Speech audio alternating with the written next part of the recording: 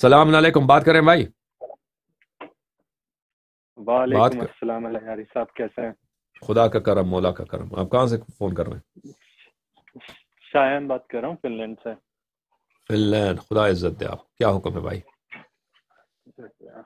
اچھا، یہ کیا کہتے ہیں، بدعت والی بات سے مجھے ایک بات یاد آئی۔ ابھی کل انجینئر محمد علی مرزا کا چینل ہے، اس پہ میں نے لائیو کال کی تو اس نے کسی انڈین بندے نے پوچھا کہ نا، سنی بندہ تھا وہ، اس نے بولا کہ نا ہم لوگ سبیل وغیرہ لگاتے تھے تو وہ لگانا چاہیے نہیں لگانا چاہیے؟ انہوں نے ڈائریکٹ اس کو کہہ دیا کہ نا بدعت ہے۔ تو اس کے بغیر کافی بحث بھی ہوئی میری کہ نا بدعت آپ ایسی کیسے کسی کی چیز کو بنا دیتے ہیں۔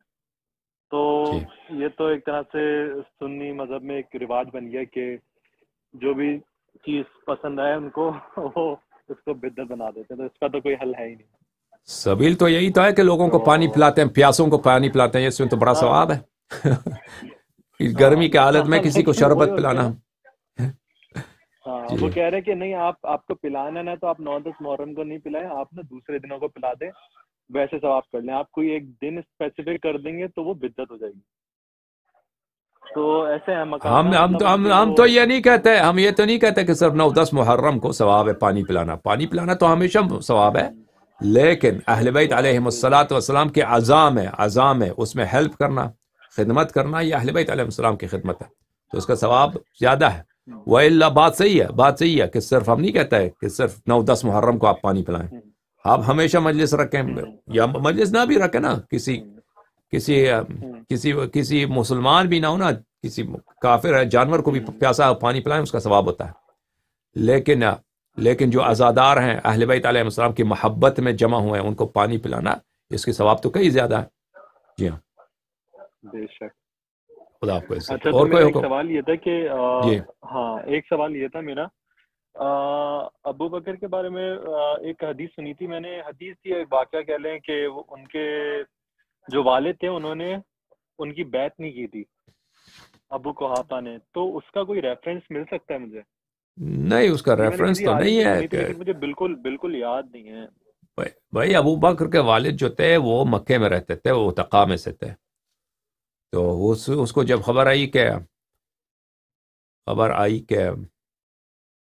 تیرے بیٹے کو خلافت ملا ہے، تو اس نے کہا کیوں ملا ہے؟ کہا کہ وہ بوڑھا ہے، اس لیے کہ وہ سب سے بزرگ تھا. اس نے کہا تو میں اس کا باپ ہوں. اس نے کہا میں تو اس کا باپ. یہ روایت ہے، یہ بھی مشہور کتب میں نہیں ہے، اس کی بھی اتنی کوئی سند نہیں ہے، لیکن یہ روایت ہے. جی ہاں. اوکے. اچھا، تو کوئی اور مشہور صحابہ جیسے کہ ابو ذر غفاری ہو گئے اور جنہوں نے بیعت نہیں کی تھی ابو بکر کی، کچھ اس کا ریفرنس مل سکتا ہے؟ دیکھیں، نہیں ملتا تو رہنے دیں۔ مخالفت تو بہت سارے صحابہ نے کیے تھے. اس کے ریفرنسز جو ہیں آپ کو مل جائے گا کتاب سلیم بن قیس میں مل جائے گا، اور اس کے ریفرنسز کتاب اس میں مل جائے گا، کتاب احتجاج تبرسی میں مل جائے گا. ٹھیک ہے. ان دونوں کتابوں میں اس کے ریفرنسز کافی سارے مل جائیں گے جن صحابہ نے مخالفت کی ابو بکر کی، اور انہوں نے تقریر کے خطبے دیے مسجد میں کہ آپ لوگ یہ خلافت ان کی غصبی ہے اور حق امیر المؤمنین علیہ السلام کا بنتا ہے. کتاب احتجاج تبرسی میں دیکھیں، اس میں بہت سارا مواد آپ کو مل جائے گا. یہ اہل سنہ والجماعت ان ریفرنسز کو مانتے ہیں؟ نہیں، وہ تو نہیں مانتے بھائی. وہ تو نہیں دیکھیں مانیں گے نا۔ ان کے ہاں ابو بکر اور عمر کے جو عمر کی تو بیعت ہی نہیں ہے نا، عمر کی خلافت کی بیعت ہی نہیں ہے ان کے ہاں. وہ ایسے جھوٹ میں مشہور کرا دیا کہ عمر کی بیعت ہو گئی. عمر کی کوئی نہیں بیعت. عثمان کی بھی بیعت کی کوئی نہیں ہے. ابو بکر کی ہے، لیکن وہ اپنے مشہور کتابوں میں ان چیزوں کو نقل نہیں کرتے. ہاں، تبری میں ہے، تاریخ تبری میں ہے جن صحابہ نے اختلاف کیا تھا اور وہ ابو بکر کو اس کا اہل نہیں سمجھتے تھے، وہ تبری میں موجود ہے، تاریخ تبری.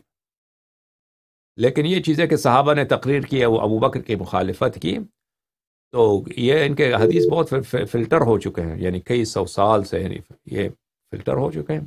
تو ان کے فلٹریشن کا جو سسٹم ہے کہ کتابوں کو جلا دیا، وہ جو لوگ ان حدیث کو نقل کرتے تھے ان کو قتل کر دیا،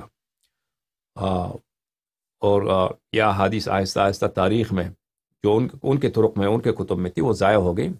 تو اس کی تفصیل جو ہے انشاءاللہ کبھی آئندہ جا کر ہم بتائیں گے آپ کو، کہ بہت ساری باتیں ہیں جو تاریخ میں ان کو چھپایا گیا ہے. ٹھیک ہے.